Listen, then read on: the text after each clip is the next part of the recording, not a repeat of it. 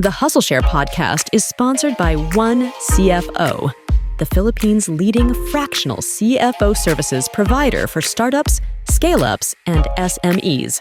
Experience the power of tech-enabled, efficient, affordable, and expert-led fractional CFO services. Let OneCFO handle your finances so you can focus on growing your business. Book your free CFO consultation today. This is where the passion starts. It's like you don't have anything. So it's like, what can you do with nothing? So that's where I started. And then after that, then you start going to your friends who are a little bit good looking. No, I'm just kidding.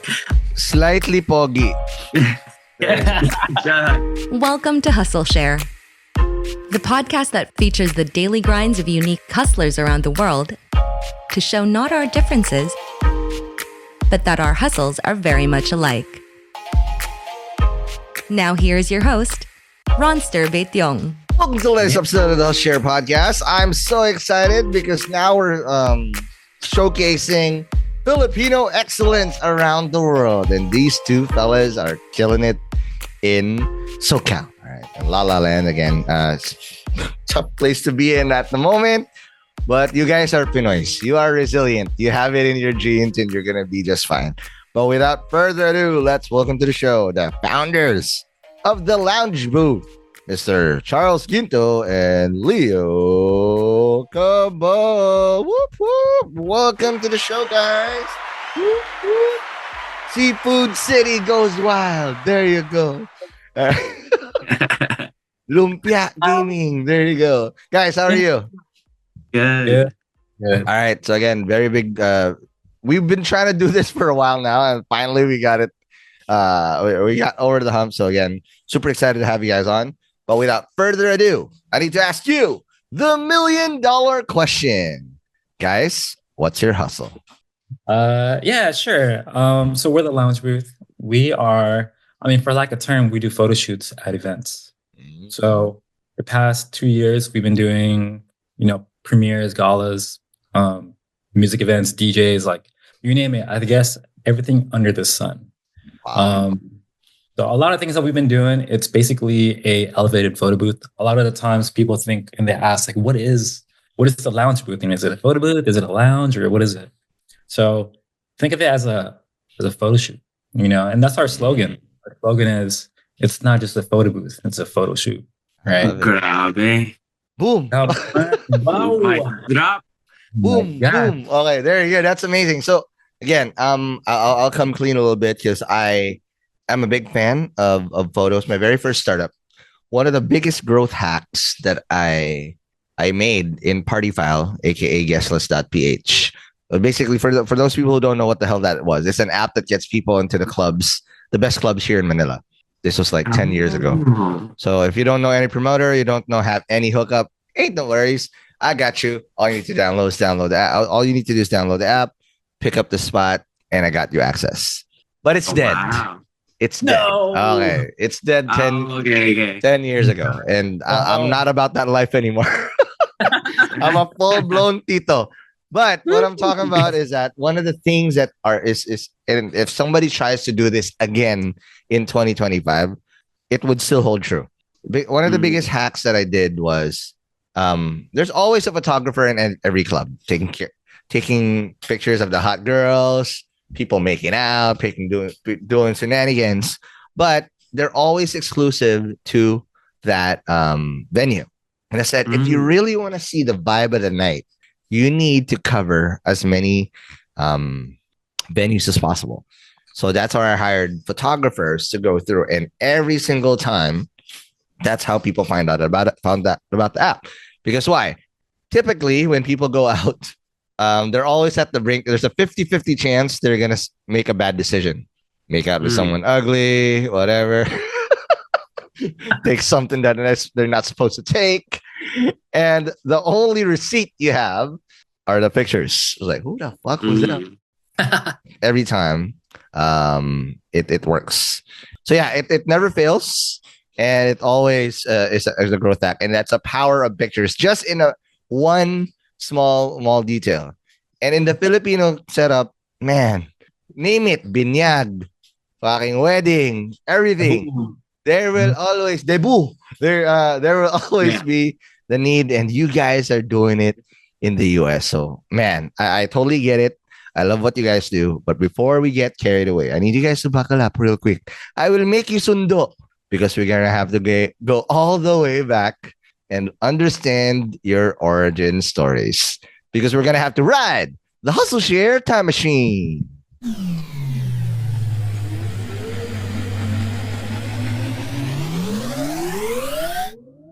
So I want to understand, obviously you guys are Filipinos. I want to understand your origin stories.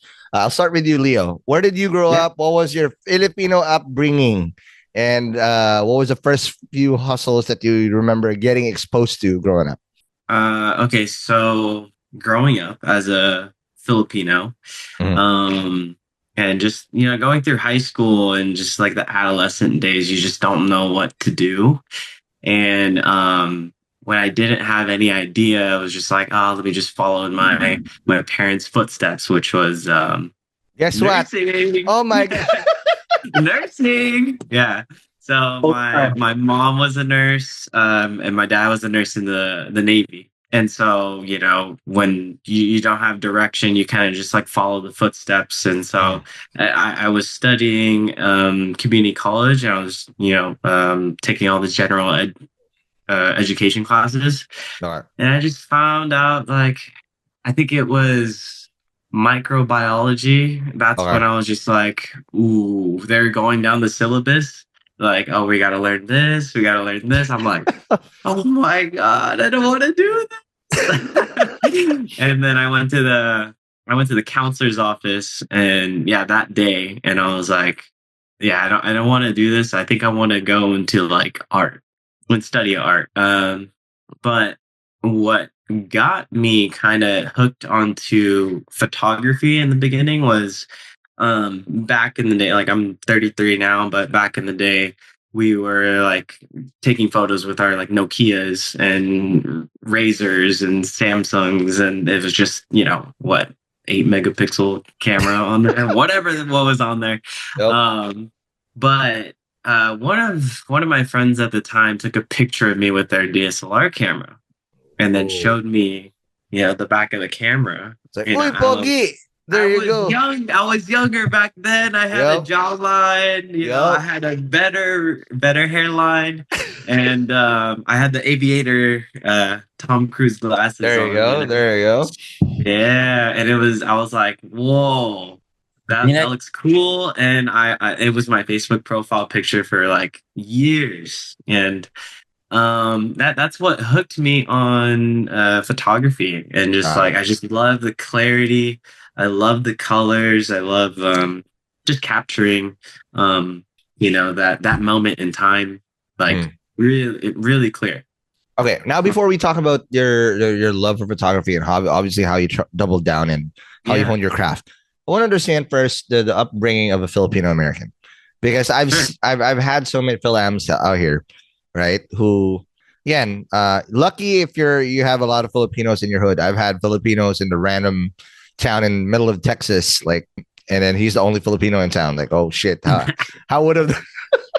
You're the only weird dude of color in that hood. I want to understand the upbringing, because again, let's just call it what it is. There's stereotypes. There's a pattern that you're like, okay, you're a Filipino, you're probably gonna end up in nursing or a medical field, blah blah blah. Yeah. Especially in the States. I want to know, when you deviate from that mold, the moment you said, hey, you know what, this is not for me. Because you're not just gonna be worrying about you. You're worrying about the parents and what the titos and titas will say. Why are you doing all of this? Did you go through that? And how did you build conviction that, you know what, it's really not for me? This is what I want to do. Yeah. I know. I mean, I hear it all the time. Like, people have these like helicopter parents where they're just like, no, I want you to be this. I'm paying for it. And thankfully I didn't have to go through that. And my parents are very loving. They're very caring. And when I came to them, I actually was at the time when I was like making that decision, having that talk with my parents and being like, hey, I don't want to be in medical. Like, I'm not academic, or like, it just doesn't interest me. I actually cried in front of my mom, and I just didn't know what I want to do in life. And at that moment, she told me and reassured me that like, as long as you're happy and go through school, get your degree, and my dad too, like, being military too, we had, Wow. yeah, we had, it paid for too. Mhm. So it's like, do whatever you want. Everything is free. It's Wow. paid for. My dad did all the hard work of setting it up, going through his years of military and service to give us the opportunity to be more. And so I didn't know what photography held in my future, but I just went with it because I enjoyed it, and it made me happy. So yeah. No, and that's true, Thankfully, because when you find that thing that gives you joy, it won't even feel like work, Oh, because it's your happy place. And if you happen to make that as a something that gives you or earns you money, man, double win. Oh yeah. All right. Yeah, Charles has a different story too. Okay, now Tito Charles, that's where I'm gonna go back and pick you back up in the Hustleshare time machine. What's your origin story like? Also, let me know what the exposure was like to hustling that you remember very early on in the days. Oh man, I feel like I've lived a lot of lives for sure. Okay, you're a cat. I like you. There you go. I'm a cat person. There you go. Okay. I mean, starting in the beginning, so I didn't totally different story compared to Leo's, only because I was born in Guam. And yeah. Yeah. There you go. Born in Guam, I was going back and half forth of it's Pinoy. FYI. Guam is half. You feel like, oh shit, I'm in the Philippines, but they're using dollars, and I need a visa. Yeah, and don't need a green card too. So. Right. So I mean, like coming here, I think it was like 96, but then coming here, I did come with a bunch of family. So typical Filipino, we get petitioned, and then my family got petitioned, so we're all under one house, 10 people, 12 people. Oh shit, one house. So privacy was like non-existent. Yep. So what do? You figure your own path. You're with your family, but then they expect things out of you. Yep. But I don't know what photography was. I actually didn't pick it up until high school. Oh, wow. So the reason why photography actually was introduced to my life was through my ex. So my girlfriend at the time. Yeah. Are we allowed to do a shout out or no? This is call it an ex. There you go. Hashtag I'm just kidding. So she was deaf. Oh, okay. Yeah. So her expression was lyrical dance and photography. And I did admire that, so choose to find ways of expression was, capturing moments. So how do you express yourself without, if you can only do some things. Okay. I was inspired by that. So being able to pick up another skill, but also know that there's other ways of keeping memories was photography. Yep. So picked it up, got a camera, learned more from her, but also, I went to moved away, not together anymore. And then into it, I actually picked it up more by shooting dance. So I shot dance. Ooh. And then I'm like, because I'm also, as a Filipino, you have to dance too, right? Dude, it's either you're a singer or a dancer or both. Yeah. Okay. Come I on can't now. sing. We competitive with this shit, okay? Is it a jabberwocky or pop and lock or whatever? There you go. Get it. Hey, okay. So, but yeah, I grew up poor. I didn't have much. I couldn't afford a camera, so everything I had was secondhand. I didn't have the best cameras. I just had to borrow stuff. Same for the cameras. So going into high school, I did know how to use it from borrowing cameras. And then I saved enough money. I was going to school $2 a day because we couldn't afford lunch. So I actually didn't eat just so I could save money to get a camera. Yeah. So it was tough. But then I was shooting in between. I was always learning. So shooting dance, and then I actually got good at it. It became easy. It became fun. I created memories. I saw people using it more for their MySpace. MySpace at the time was the biggest thing, right? Yep. This is like 2009. So as people were using it, I'm like, oh my God, I'm just going to keep doing it, right? So after that, I graduated, went to do a laboratory work, when you're in San Diego. What do you do except for medical, right? And go to school. 619, baby. There you go. Oh yeah, Cholo. There you go. So I kind of speed it up a little bit, but picking photography and choosing it as a way of expression was like the best thing I've ever done. That's amazing. So being paid for it is even better. Absolutely. Okay, last question before we take our first break. So I want to get your two sides on how you honed your craft. So you found it. This is the thing. But being a novice to building that portfolio and also that skill set and competency is totally different thing, because it's very competitive. It's not like you're the only photographers out there, right? And at the end of in anything that's art based, you can never. You're in the wrong room if you feel like you are the best in the business already. There's always going to be someone better, and there's always going to be imposter syndrome. You're going to always feel insecure. But how did you hone your craft? I'll go back to Leo. So you found out the cameras.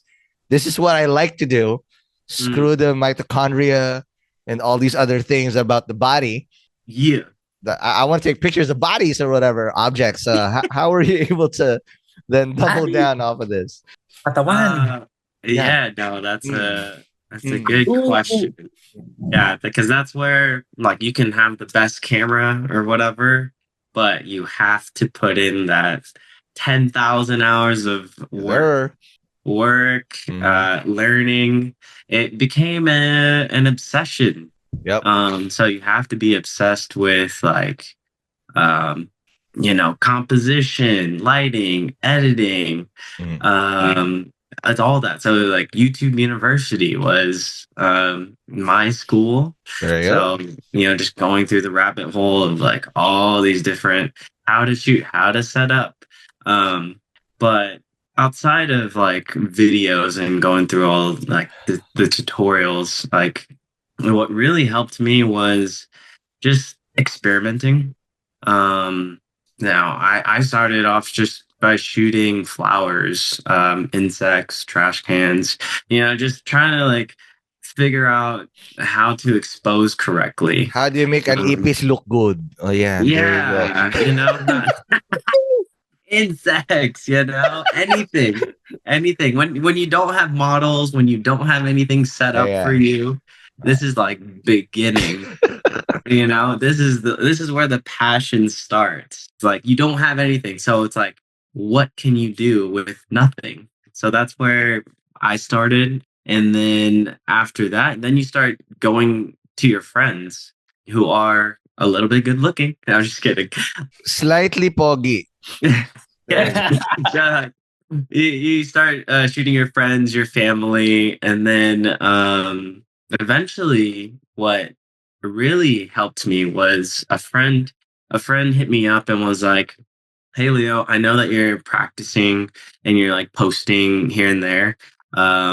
Would you mind second shooting for me at a wedding? And I was like, oh, what does that mean? Like, I haven't been to a wedding before. I didn't know what get ready was. I didn't know what a reception or what a ceremony looked like. I was young.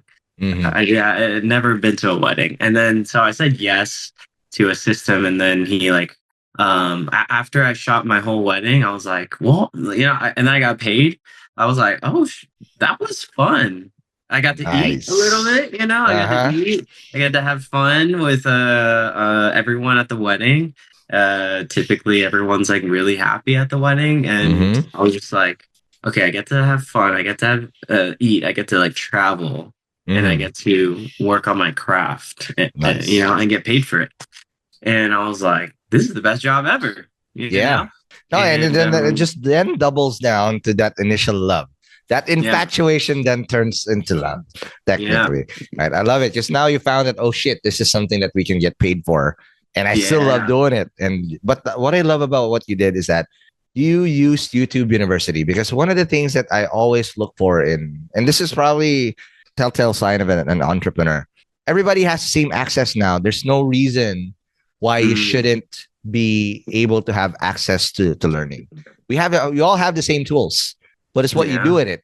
So there's no reason why you should be ignorant, why you shouldn't be anything. Especially now, there's two mammoth tools in ChatGPT, YouTube, Google. Man, it's just all about you, right? And you took that and took the tool and put in the hours so you can hone your craft. And all those EPs are very, very grateful of you. Very good. I have a folder of them. That's a beautiful. There you go. How about you, Charles? Before we take our first break, how did you hone your craft? Because you started earlier in life, you were borrowing cameras, but how did you, double down and put those 10,000 hours that Leo was saying about? 10,000 hours. So a lot of it, man. So as I mentioned earlier, I feel like I've done everything under the sun.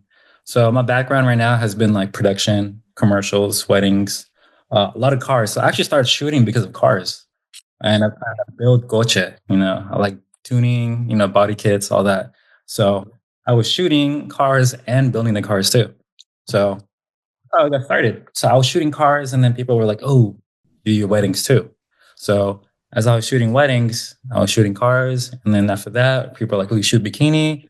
Our friend, okay. Mga bastos doon, so I'm like, bring me in, Let's go. Let's go. Mm-mm. I'm not going to. I have the skills to pay the bills. Okay, there you go. So we got that. So we learned that. And then, to hone has been a lot of YouTube. A lot of the sources online before wasn't good, right? Not a lot of people were doing tutorials. Not a lot of people were actually, and it was too expensive to learn from people in person, right? So how else do you learn? Is you experiment, you test on your friends, like you said, but also you test on everything, even EPs, mga aso and cats, and so you learn by doing everything. You shoot everything. So weddings has by far been the most useful for everything. And that's where you get raw emotion, right? I mean, emotion. How do you capture emotion? How do you anticipate emotion? So I think being Filipino has been like a really good because Filipinos are empathetic. Yeah, absolutely. And you're absolutely right. Now let's take our first break, and when we come back, we will now talk about how did these two amazing stories technically go into one and how the lounge booth was eventually made. We'll talk about that more after the break. Hey hustlers, are you a busy entrepreneur juggling a ton of tasks while trying to keep your finances in check? Thinking of raising money from investors or lenders but have no idea how to start? Well, you are not alone. Managing business finances is tough.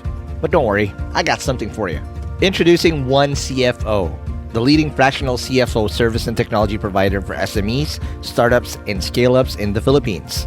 Whether you need help with financial management, fundraising strategy, or scaling up operations, their team of top-tier CFOs and their game-changing CFO tech platform have got you covered. And they're legit because I've heard about them from a lot of YC startups actually that got founded in the Philippines, because they've helped a ton of VC-backed startups, scale-ups, and some of the best SMEs in the country reach new heights.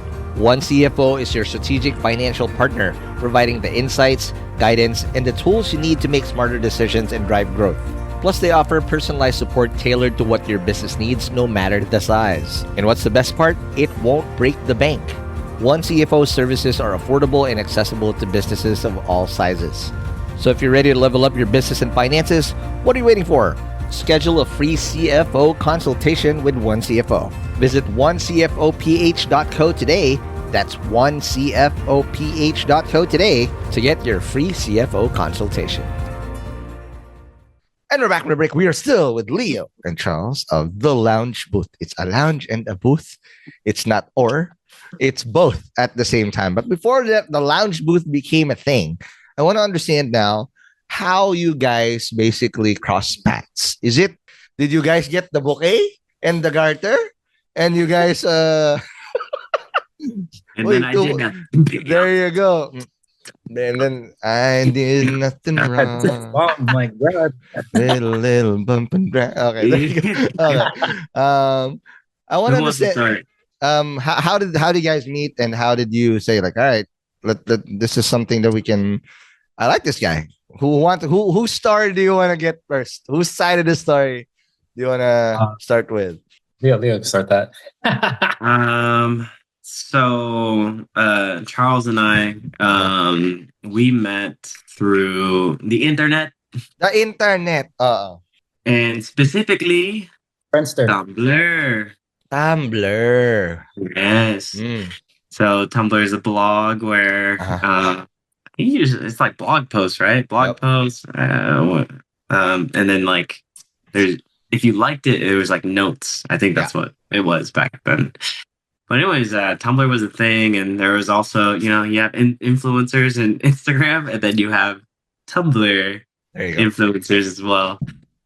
So Charles was a Tumblr influencer back then. Ooh, wow. Sikat. Yeah, Idol. Don't look it up. It's one of those one of those couples that that it's specifically. I think it was a picture of him and his girl at the time. They were like spinning, and then I think it was like Santa Monica or something. Oh wow! By the pier, okay. Very nice. Yeah. But anyways, that's how I found out about him. And then I don't know how, but he invited me to his, was it the 21st birthday? First birthday. Yeah, 21st birthday. Was it in Temecula too? Temecula. It was huge. Yeah. There you go. Yeah. So I got the invite. I went there. It was fun. What's the handa? And what's the food? What is the food? Was there lumpia? Bobo, menudo. There. Man, he passed out, I think. I disappeared by midnight. I blacked out. Was there a Filipino style spaghetti? There you go. It was Jollibee. I didn't make it. Yep. Okay. I think there was like a breakdancing session. Oh wow! Yeah. All right. People. Sounds like a Diddy party to me, but okay. No, but okay, this is great. So now you met up. So Charles has already built the name, but I want to understand, Charles, why Tumblr? Because again, there's not a lot of places to really go post all your stuff before, right? Now it's a thing. Tumblr is Instagram technically is the thing where you actually put all the best pictures. There's other places, but everybody goes to IG. Back then, Tumblr is where you go. And there's a 50-50 chance somebody's gonna steal your photo unauthorized. But why did you post there, and what was the thing? And again, at this point, were you really making good cash already out of these gigs? Tumblr, I think Tumblr was still more the learning process still. Got it. But the only way for me to learn was, you shoot your girlfriend. Like you said, shoot someone. What if you're single? You're kawawa. You're kawawa. Okay. You shoot somebody's girlfriend. you shoot yourself. You're kawawa. You have to simp. You have to. Pwede ba? Mag-picturean tayo. be that weirdo in Santa Monica by the buskers. Oh man. Can I get your photo? Oh my god. Boyfriend for the day. Yeah. Boyfriend for hire. Pala. So. Peke. Oh, Kuya, are you okay? Kuya, are you okay? You're mute. I'm pretty sure this is the most Tagalog you've done in a while. Oh man. Baka nosebleed. Yeah. No, but yeah, how did you then create that portfolio? Because if it was very early in the game and you saw that it's still, again, 21, 20, whatever. You guys are still kids, technically.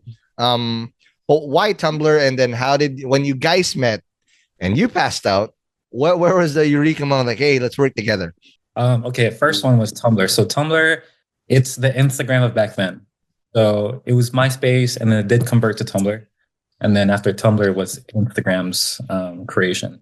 Yep. So all I went to see your work was through Tumblr. And then they have something called Tumblr meetups, where, the biggest Tumblr people or / influencers, the ABG and ABGs, right? Yeah. Yeah. Basically, anyone who's someone would actually meet up, And photos there would be the only way for people to see it. They share it. They like it. and they called you Tumblr famous, even though that's not really a thing. So nowadays, like what Leo said, that's an influencer. So back then, it's a weird era. Now it's another era. And then how we met was, or how me and Leo started working was after doing so much weddings together. I would hire him, he would hire me. And then during COVID was the reason why we started working together was, how do we make more money? Weddings are gone, events are gone. What do? You do commercial. So you do more projects, you make projects, you do spec ads, which are kind of like fake commercials. And then you have commercial people watching it, and then they want to see if they like it or not. So yeah, from there, our dynamics, it's kind of like a look into a mirror. We learn the same way. The way we interact with people is the same thing. So having empathy, and we're Filipino. Yep. Superpower right there. But I want to now understand COVID. Everybody got hit by this. There's nobody was untouched. And you said that was difficult. Leo, what was that time like in the behind the scenes? Like, shit, okay, all the events were gone. And weddings anywhere, especially here in the Philippines. I don't know if you've ever been to a Filipino wedding. I just got married in 2021. Man, I'm not sure if the Filipinos started this, but the SDE, the same day edit. Yeah. Wow. Dude, they do same day edits. That's a norm. I think we started that thing, and then even normal events now has SDEs. Like there's a conference. Crazy. What the fuck? There's an SDE. Right? This is a whole nother industry for this podcast too. I didn't. The photographers are my guess. Sorry. But no, man, it's everywhere, right? And it's a whole another industry, and people pay premium for this. But again, when all of that was gone, and there's so much uncertainty, and I mean, Charles already told us what you guys did, but walk me through the uncertainty and how difficult did it get when there wasn't cash, when the world just stood still and we didn't know when it's gonna end. Yeah.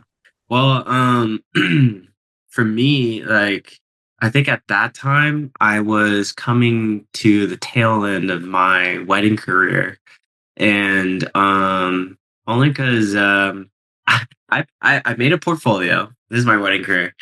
I second shot for maybe like years, and you know what second shooting is? It's just the assistant photographer to the lead photographer, and I was known as the second shooter because I don't want to take the lead. It's too much pressure. I mean, and it was also just fun, and that's where I was honing my craft as well. I like to observe how my lead was shooting people, how do they direct people. Like I'm just a student at the to these amazing photographers, but they loved me because I was just a reliable, I did great work. I was nice, and they could throw me into a situation, any situation, any person, any group. I will be your guy, Funeral, come hire me. I'll make it look fun. There you go. Exactly. But yeah, I was coming to the tail end of my wedding career, and also at that time I had like one wedding booked. And and like no one talks about it. No one talks about like how many weddings they have booked. But I was like, dude, where's my money coming from? Gonna be like next year or this year. And yeah, exactly. That's what I said. And I think that was the first time I like took out a piece of paper and I was just like writing down all the things that I think I could do. Maybe within the photography world or even outside. As hustlers, when you're in that position of like your back is against the wall and no one is there to save you, it's like, oh fuck, I gotta make something work, Right. And so like I just wrote like everything that I think I could do in my skill set on a piece of paper, and then I think at that time Well, was that when we just started talking about getting together? Like, and right? Oh no, or is that the time when we shot on the beach? Right, Charles?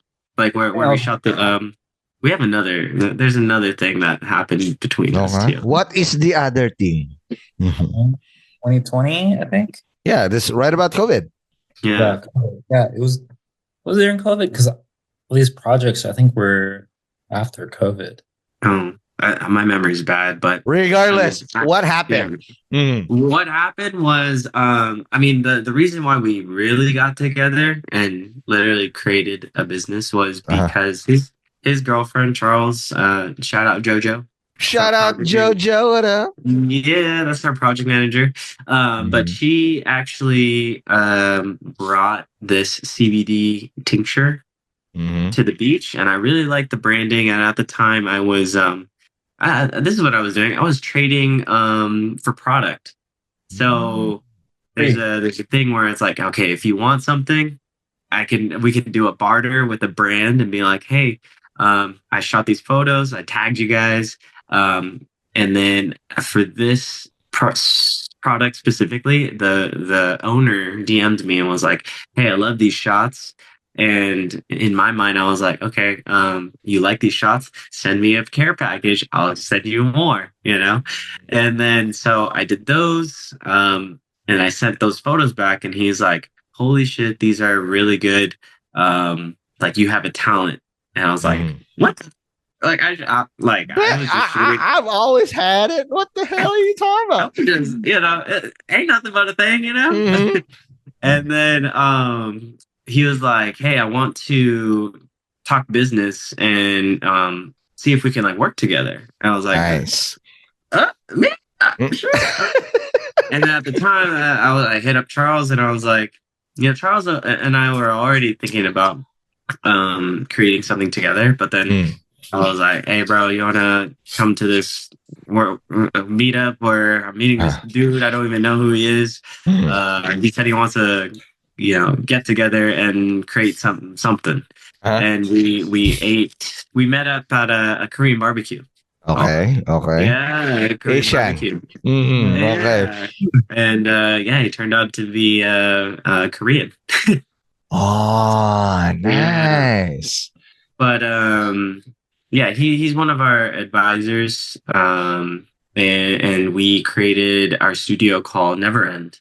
Never End. So Never End Studios. I love it. So now you've basically diversified that. Okay, we talk events, and then during the time where there's not events, now you have technically a studio, a home where you can actually do it, and you focus on products. How did the deal flow come through? Because now you've opened the Pandora's box. There's so much more inside that box. So what did that lead to? You were there. Yeah. Okay, it's weird because like there's two companies that came out of the Pandora box. There you go. I think we'll skip the Never End Studios one only because it's another thing. Since we're a lounge booth and that's the current active. So the lounge booth is actually made through an experiment. Okay. So our friend, shout out Albert Posis, he had a wedding coming up, and I was doing wedding videos at the time. So I was doing his video. Oh, you're doing videos now too. Yeah. So we're doing Is SDEs a thing there too as well? It is, but mahal. That's a thing. So charge them all. Do it. You're Pinoy. You can do it. You can do it. You can do it. I'm gonna do it. Hey, he's Filipino too. Yeah, exactly. Yeah. I shot a wedding and I met him. No way, Rob Schneider? Rob Schneider? Yeah, Rob Schneider. Okay. And he was like, hey, Pinoy, what's up? Like, can you do it? Can you do it? He's like our height. Man, he made a living just saying that line, man. Crazy. Thanks for Adam. My God. So the lounge booth, how did that come about? So it came to fruition as an experiment. So while I was doing video, Leo actually did the first lounge booth at the wedding because we asked Albert, bro, can you trust us on something? Because I shoot all of Albert's music videos, so he was basically like Albert. Filipino singer, check him out. There you go. Albert who? Posis. Okay, we'll put that in the show notes. If you are curious who this amazing Filipino singer is, there you go. Check him out. So it was his wedding, and then the fact that he was able to cancel the current photo booth just so we can experiment at his wedding. Wow, that's a lot of trust. That's a lot of trust. So shout out to him again, third time. We'll charge now. Oh my god! So I mean, like, it was for free, So we wanted to trust us. Don't charge him anything, and the reaction was great. Like people, the line was longer than the actual bar line. Wow! Amazing. Wow! So, can you believe that? That's crazy. Believe that? There you go. Pinoy's did that shit. There you go. That's where the slogan came from. It's somebody was like, "Oh my god, it's not just a photo booth; it's a photo shoot." And then wow. Yeah, someone said that in the crowd, and we were like, "Hey, that's tight. You bet. Keep that." So, what was the concept like? So, if for those people, obviously, some people will have the ability to see this in YouTube, but for those people who don't have the access to what made it different, because there's a typical photo booth where like, yeah, I'm the groom, he's the husband, wow, there's this fucking stupid ass wig sometimes. That thing just is done now. What it got replaced by this 360 thing that you see in Vegas, where you fucking go in and then there's this fucking thing that goes in circles. Like, that's the other thing now. But what is the lounge booth? How did you conceptualize, and what was the idea? So this wasn't our original idea. So, good artist copy, great artist steal, bro. That's it. And good artist friends give ideas. There you go. So our shout out Darren Versosa. He's a good mentor friend of ours. And he always was just like, he went to an influencer event. He's a photographer too. He went to an influencer event. I think it was like a holiday party, and him and his wife got shot very like Gatsby-esque at a party, and they left that party with that photo. It almost looks like a cinematic poster. And he's like, "Bro, you guys do weddings. You should do this." And we're like, "Yeah, whatever. Yeah, we'll do it. We'll do it later." We always say that. We'll do it. That's the inception right there.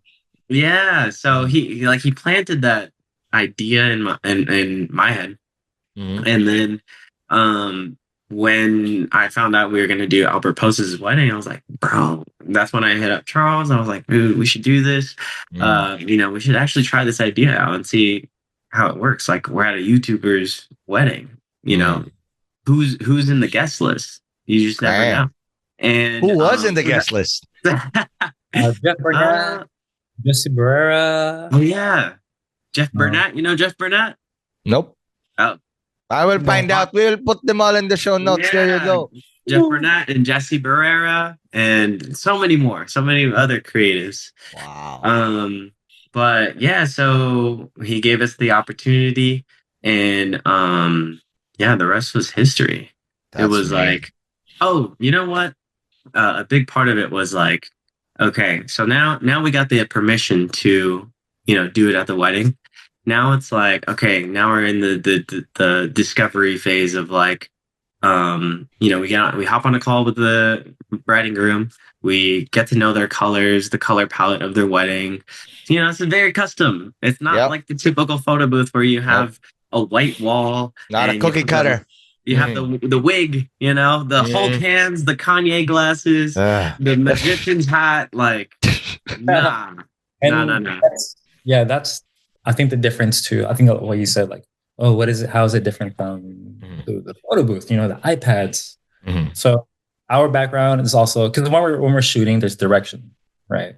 So you have this human experience, human presence in front of you, and not a box or iPad, right? Have you experienced the iPad before? Press the button. Yes. Every single time I look like a mug. It looks like a mugshot. There you go.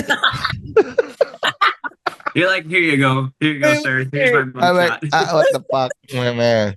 I'm not good with this shit. My wife's a photographer too. So it's like, man, so go ahead. cool. Yeah, so there. That's tight. What kind of photographer? Product shoots. That's what she likes. But again, everybody's generic at the start, and then she honed in and she likes to do.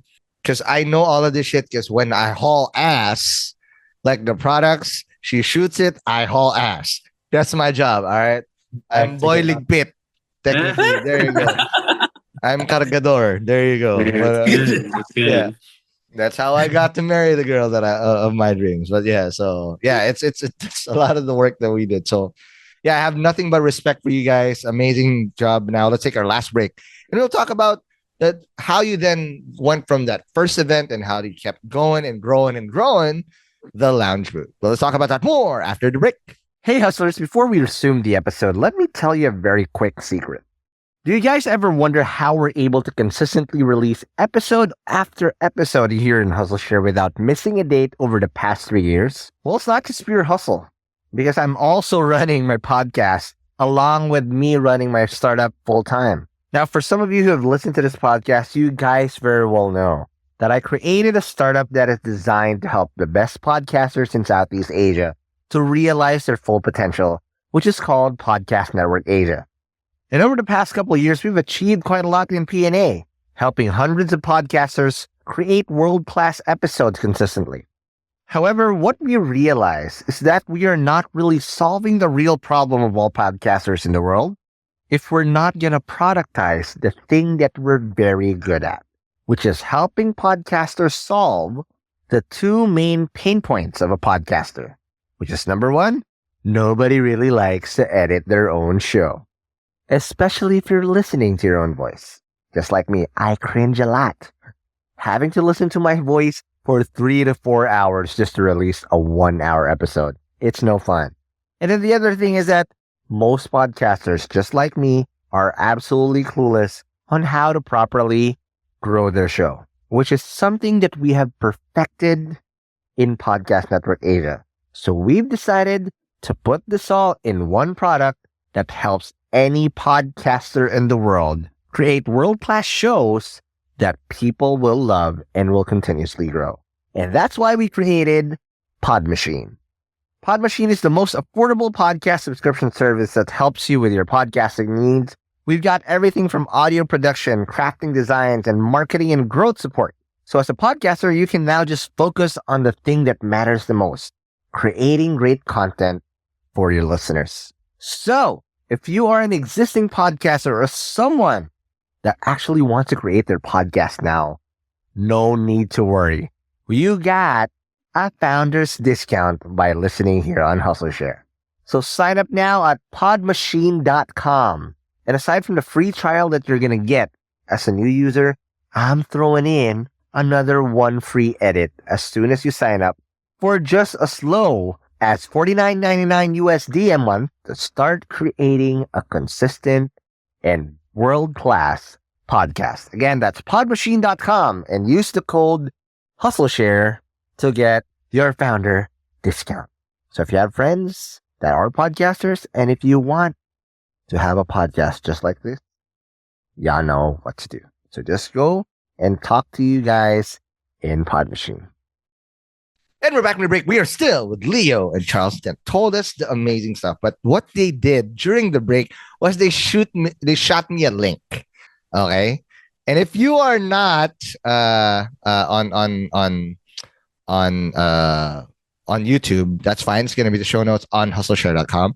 But I'm just gonna quickly browse through this because my mind is completely blown away. This is amazing shit. This is not your run-of-the-mill shit talaga. If you're looking at it, right, here's in the lounge booth. Man, this looks like a real photo shoot. I'm extremely proud of what you guys done. Filipino pride. Just look at this. The type of people they've worked with. Patreon, Lionsgate, Disney, Netflix, Universal, Amazon, Guest, Eventbrite. Oh, list goes on and on and on. And if you can see it on the pictures, you know what I mean? It's just, this is amazing. Bella Porch. Oh, look at that. Spotify. Again, if you can see it on YouTube, I'm sharing it right now. It's amazing. But if you don't see it and you're listening through audio, please do check out the show notes on this this episode on hustleshare.com. So again, Leo, Charles, the proof's in the pudding. This is amazing. What the actual fuck? I'm blown away. But how did you then go from that event, that experiment, and then how did you know, like, holy shit, we're onto something here? How did you double down? So after that first event, we actually didn't have the lounge booth name yet. Okay. So after the event, everyone was like, yo, who are you guys? At the time we were just Charles and Leo. What's your company's name? Like, we were just already Pokey Boys. Did Poggy Boys come through? Okay, there you go. Yeah, we were assuming that people are going to be like, who are you guys? How can I get in contact with you? Gotcha. And then at that night, so that first picture on that slide, you see a set, right? Yeah. It's our number one, or it's our pin post on our Instagram, and it says just welcome to the lounge booth. Ooh. So the reason why I called it the lounge booth was because Charles told me to be like, hey, you need to build a set. And I was like, fuck, I don't know how to build set. I'm not an interior designer. And so I went to adorefolklore.com. Shout out Adore Folklore. They're an amazing rental company out here in SoCal. And shout out. Their furniture is just like amazing. Just like kind of like mid-century modern type of feel. And when they talked about their colors, that's when I started picking colors.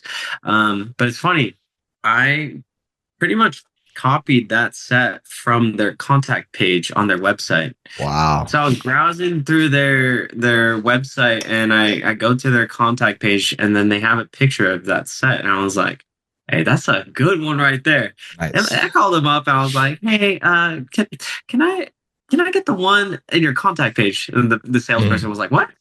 Like, don't go to your website, go to the contact page. You see that set? I want that. Package it up. Let's go. And so, that's not how it really went. I was very respectful. Did you say po? Can I? Yeah, I want it po. There you go. And then the background actually is from a company called Schmidley Backdrops. So that company is in LA, and they're all over, like, any Vogue magazine, any like GQ magazine, like the background of it. Every photographer uses this company called Schmidley Backdrops. Nice. So if you think about it, the wedding was in San Diego. Adore Folklore was in San Diego. Schmidley Backdrops, I had to drive all the way up to LA, pick up the backdrop, go to Adore Folklore, actually get a U-Haul truck too. Oh, my dad helped me. My brother Chris helped me. We were just in this U-Haul, and we took a selfie. And we're like, all right, let's go. And so we went to San Diego, and my dad was helping me lay down the flooring and all that. And then we put up the lounge,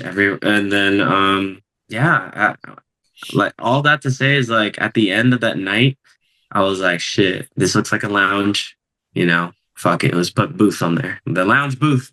I went on trademark. I made sure the trademark was available.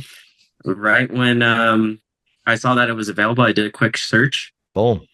I got the Instagram. I got the domain. I got the YouTube. I got everything. And our advisor helped us on that. He taught me that if you ever have an idea, this is for all the hustlers. If you ever have an idea, get the name, get all. Yes, absolutely. Yeah. I got that too. I got that experience. My second company after Party File. This was 2016. My first startup failed. My idea was like, shit. This right around the time that Mark Zuckerberg said that there's going to be chatbots in Messenger. Oh, I didn't know shit about chatbots. I'm a nightlife guy, right? I know how to build text. I know how to build app, but it's like, fuck. I don't know shit, but Something told my, there's this idea in me. It's like, shit, I gotta buy this domain. So I bought chatbot.ph. Ooh. 12 months after I got that company acquired. So it went from literally a domain, built a janky ass landing page. It had top SEO because everybody was searching chatbots. So every single company got was inquiring. My first client was Citibank. Citibank. Yep, Wow. paid me 10K right off the bat to create them a demo, USD. I'm like, what the actual fuck? So 12 months after, got acquired. So yeah, I totally agree because I literally sold the company just by making the right call of securing the domain. Domain. Yeah. Wow. That's amazing. Yeah. So that's awesome. that's the first, buy the domain and secure everything. There you go. Secure everything. And what I love about the branding is you didn't go crazy on like those weird spellings, whatever. It's literally 3 words, the lounge booth. It's 3 syllables, right? And of all those people that are good in branding, they always say you can only go max 3 syllables ideally, right? Didn't even know that. Yeah, there is. You should go beyond 3. It's too much. Yeah, right? The lounge booth 3. It's fucking 3 syllables, 3 words. You don't have to go deviate on the spelling. It is what it is. I love it. So now you have this website. The ingress and egress is just absolutely, that's the hustle itself. Because during the shoot, that's when it's fun. The one that's fucking, oh my fucking God, this is a lot of work, is the ingress and the egress. They're like, shit, this is, that's what I hate the most. Because now you're hauling ass every single time. So walk me through the first few clients and how did you feel like, all right, we're taking good strides out here? Who were the first few clients? Do you remember? Brett Manrak, Patrick Star na ba? So what that led to that wedding led to a phone call with AJ Raphael. Oh, AJ, what's up? There you go. He's our podcaster. Oh, really? Oh, yep. So at one point, yeah, not anymore. Yeah. Nice. So shout out AJ also. The Philharmonic. Oh yeah, there you go. Yeah, Philharmonic. Also our friends. So AJ shout out Trace Gaynor. Wait, shout out Jesse Burr. There's so many shout outs. Oh, there you go. All the Pinoys in the United States of America. There you go. Shout out to you. Okay. Yeah, thanks to Jesse and Grace. They actually were the ones that kind of hooked us up with AJ because they knew they were getting married. So AJ and Alyssa. So their wedding was definitely one of the most influential ones that impacted us and kind of skyrocketed our career because of the amount of people and the amount of like exposure they have. Of course, we're going to help make it happen because we do believe in the product. We do believe in like this is something the company, the industry, even the world's missing. You know, so why not have this photo shoot that people need? Because weddings don't have this because everyone's dressed up, right? Yep. You're flying from around the world, from around the city, and then for this one night, you're not, no one really shoots them looking good, So us as wedding shooters, we actually saw the hole in the industry. People like us as wedding photographers, we weren't shooting the guests. It was like 90% bride and groom. Right? Was it like that in your wedding too, Ron? Oh, I remember. It was a blur, so I don't really remember a lot of things. I just remember it when the SDE came through and I'm sobbing like a motherfucker. Oh my God. No, because man, that's just sheer joy. There's probably at least 3 to 5 times where I just experienced pure bliss. And the moment they captured me sobbing like a bitch because my wife is now just revealed on the curtains and she's walking the aisle, one of the best moments of my, if not the best moments of my life. Yeah, there's only when people always ask me like, what are your top 3 happiest days? So there's always 3 that come to mind. First off is when I sold chatbot.ph because that allowed me to buy my mom a house. Because that's the Filipino dream, bro. I don't have to go overseas. I got it done here, right? Hell yeah. Single child, only child, single mother.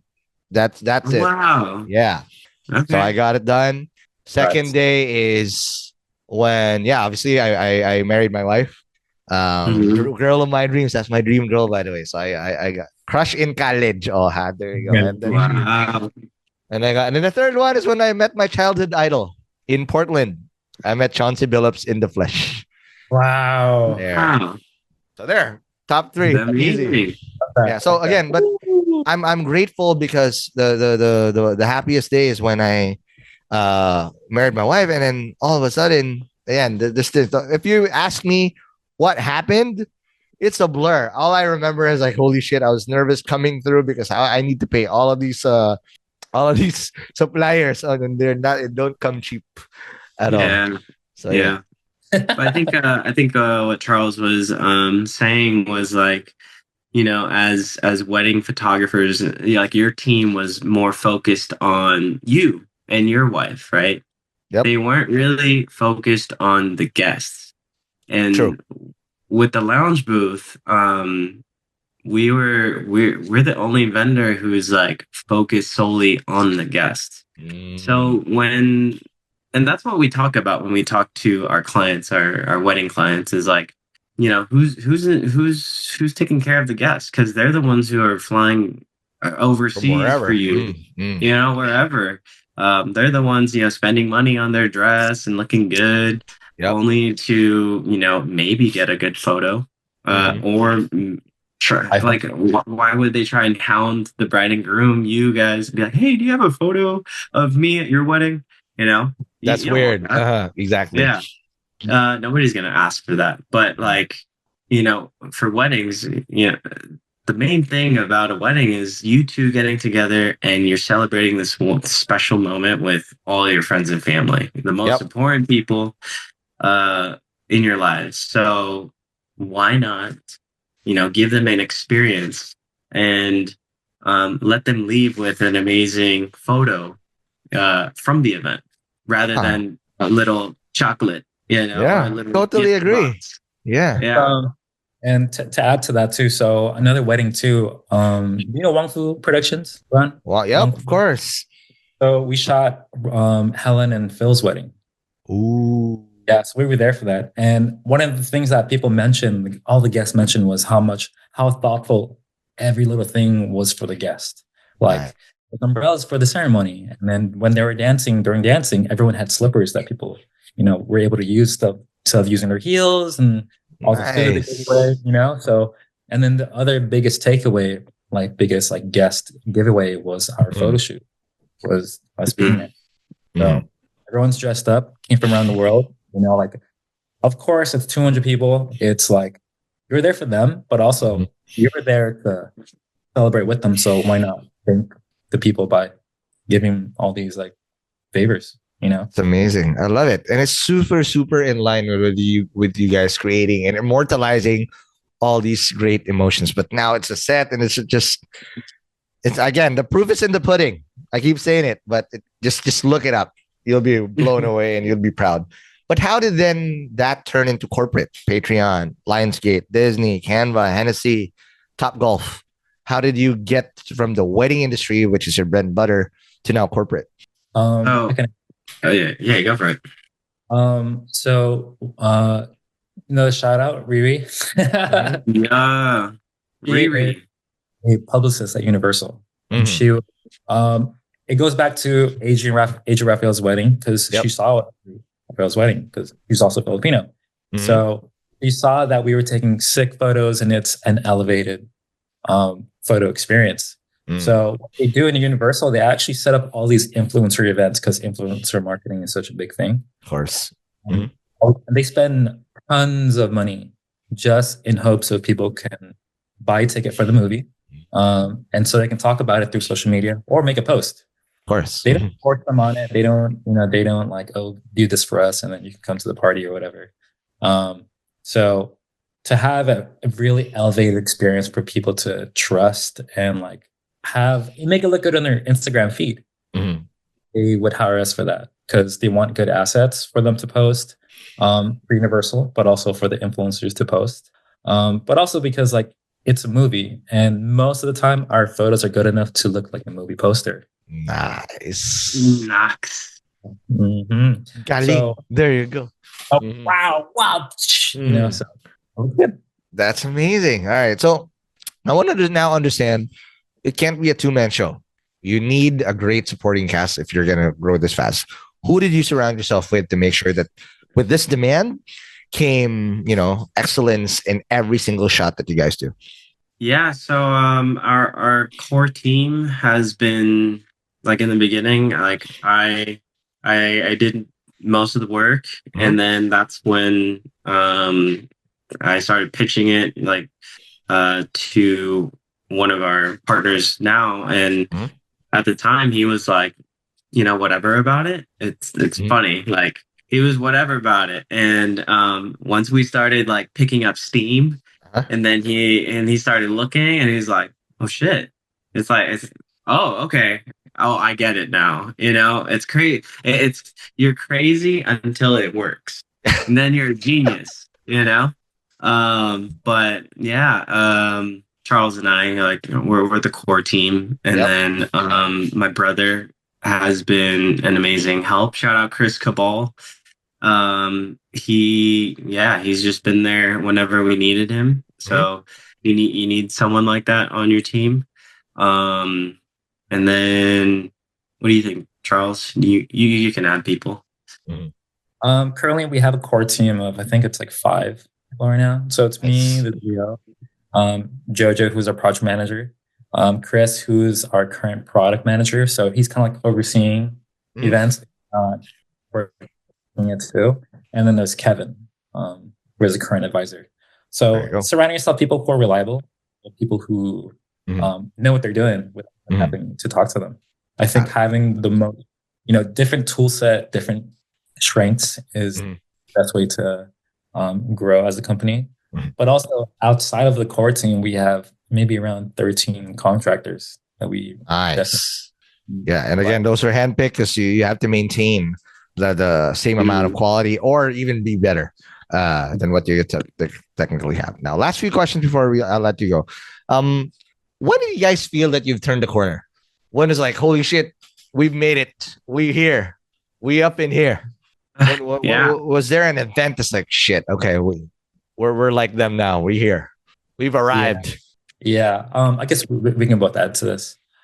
So this event last year is called Gold House. Company's called Gold House, and then the event's called Gold Gala.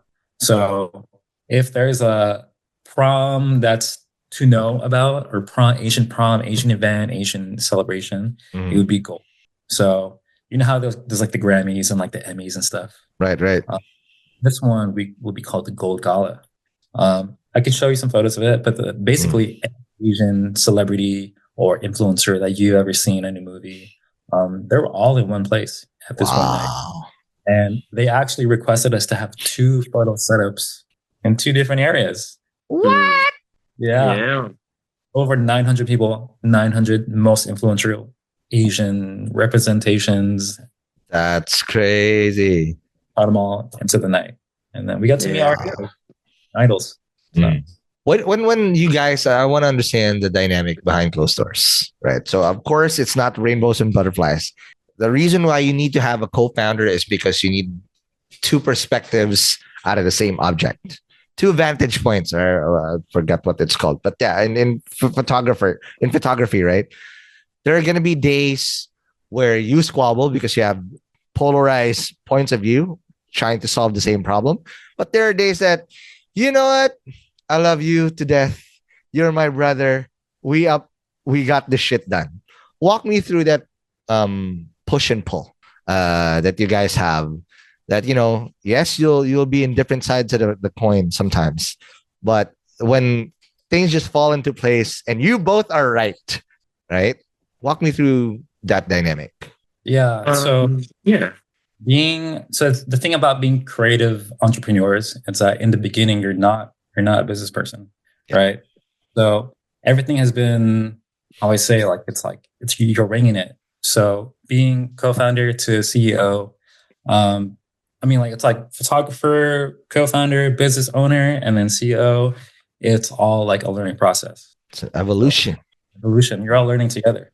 Yep. So there is parts where people don't understand this miscommunication, because how do you communicate with something they didn't have a structure? You know, some people have never worked a full-time job, or some people may not have, you know, experience of what with systems. So everything has been a learning process. Actually, for a background too, I've actually worked in the lab tech for 7.5 years. So I knew some structures and foundations. Yeah. But for us, it's such a dynamic field because you're making a portrait studio, going to events, but then how do you integrate systems, and how do you make it keep flowing and mainstream? For us, a lot of it has been discussions through how do you make money? How do you we're a cash flow business. How do you make sure that money is coming in and not too much is going out? Oh wait, hold on. Almost forgot the question again. No, but yeah, it's really just that dynamic of that push and pull. But on the contrary, when things go right, what are the conversations between the two of you guys? Like, that's like, oh, we win and we got that shit. That sense of gratification when, like, the perfect word I have is, I don't know if you guys know the word kilig. Kilig, yeah. Like I'm like, shit, we just fucking shot Patrick Star. We just shot Simu Liu, bro. Like, there you go. What's that? What are those conversations behind the scenes? Well, you're freaking out, but you're just holding it in. Yeah. I think the first event that we had the opportunity to be in that kind of caliber was Unforgettable Gala. And that's when we saw Simu Liu and Patrick Star and Bretman Rock and but for us, Bella Porsche. But like for us, it's because we have a background of like shooting models and being on sets with celebrities too.